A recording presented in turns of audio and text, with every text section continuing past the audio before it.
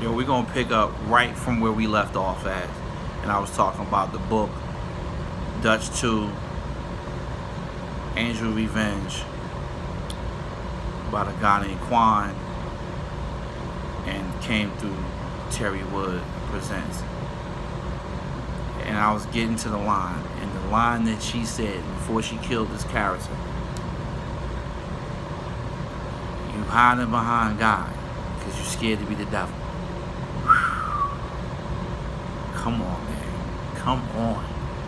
I have met a lot of people, fanatics with religion, be it Muslim or be it people of the Christianity faith.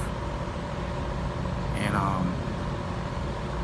that line is so powerful because it parallels to this guy was a pastor.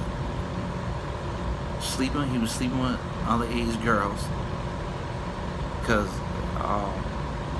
Angel appeared as a young girl, and this man, I think, was like in his 40s, and a hypocrite, because that's not who he is. He's practicing shaitan. He's practicing, actions of shaitan, but he's claimed to be a preacher. We see that so throughout this country, where we have Catholic priests, where we have reverends, pastors throughout church. I remember one girl was telling me a story where the pastor got this 14-year-old girl pregnant, gave the mother money to get an abortion. Everybody in the church knew it. I think he did some apology or something like that, accepted him back. Do you know he did that shit again to like a 15-year-old girl? Like, these is pastors. These supposed to be our leaders. These supposed to be people that know the book, which they know the book, and supposed to lead the congregations to righteousness. But that's not the case. They're hiding behind the book, or they hide behind God because they're scared to be who they are. If that's who you are, then be that shit. Because it's real, it's honest. You can't take, for instance, I love the film, my sixth favorite film, which is Public Enemy. The great Johnny Depp in it, and the lady, I can't think of her name, I'm so sorry, I can't think of her name. Courtier, something like that. She is brilliant. And he had told her when he first met her, like, yo, my name John Dillinger, I rob banks. She like, what the she said, dang, she said, damn, I don't even know you, and you telling me something like that. He said, I ain't gonna lie to you. So you can't get mad at that dude. That he telling you, like, yo, this is who I am. I'm John Dillinger, I rob banks. I don't work as a mailman. I don't drive trucks. I rob banks. And the realness of that, authenticity of that statement, this is what it is.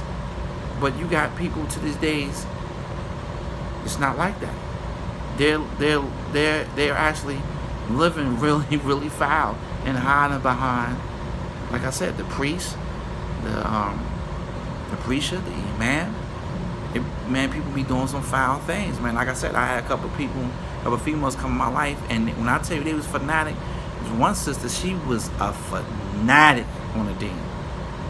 But then, talking to her and everything like that, her past when her childhood was horrible. So that comes from somewhere. That darkness comes from somewhere, and I guess people try to, by indulging in the Creator and trying to connect, with the Creator, trying to really block out who they are. Now you got some people that do a whole 360, that change, change their life wholeheartedly. But it's so crazy because I used to have with this girl, sharp in the deen, knew the Quran, knew surahs, she was sharp. But then on the other hand, she sending me pictures of females' asses. Like, what the you know, at the time, not thinking nothing of it. I'm like, damn, I got a girl that, you know, she loved the Dean. She's into the Dean. She's far ahead of me. And, you know, I was practicing over 20 years. And she made me half of that, maybe 9 or 10. And she was far more educated than Dean than I ever was. But then but on the flip side, she's sending me pictures of her female asses. Like, you know, I want to get one of these asses one day. What you think? But I think she never got them. You know what I'm saying? And then it goes to this other girl one time, which is not like her. And she was like, I was like, dang, you know, you make reference to female body parts a lot. She was like, I don't like girls. I just like their asses. I'm like, you like girls, but I say that to say there's not wrong. That's a beautiful thing if that's who you are. But the statement was, you hiding behind God because you're afraid to be the other one. And, you know, then that makes you not real. That makes you, and the Creator knows it. The Creator know us more than we know ourselves.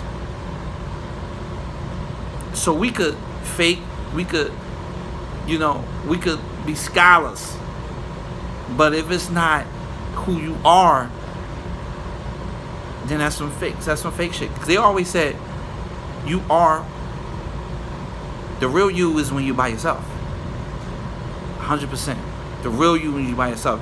Anytime I used to work, I used to have issues with people, like say, at the job, and I'm not gonna do nothing to nobody at the job. They know 9 out of 10 nobody's gonna do nothing on the job.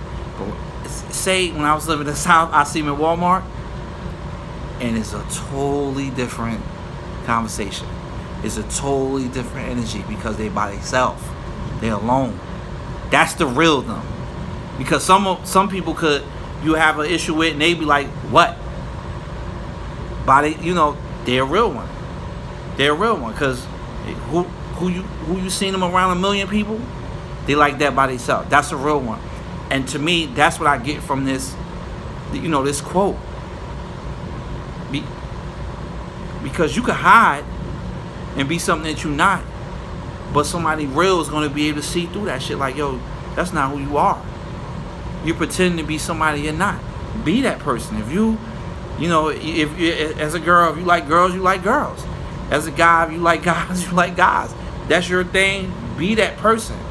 And I wasn't parallel to, saying, the devil, because she wasn't saying that. She was saying that this guy was sleeping with young girls, and he's supposed to be godly. In her eyes, that's the devil's work. And that's an opinion. Everything I'm just, I'm giving to you, opinions about, what I had on read. And let me tell you something, man, really deep. I love that line. Shout out to Terry Woods for putting that together and bringing it out. And free the boy Quan. Pieces and blessings.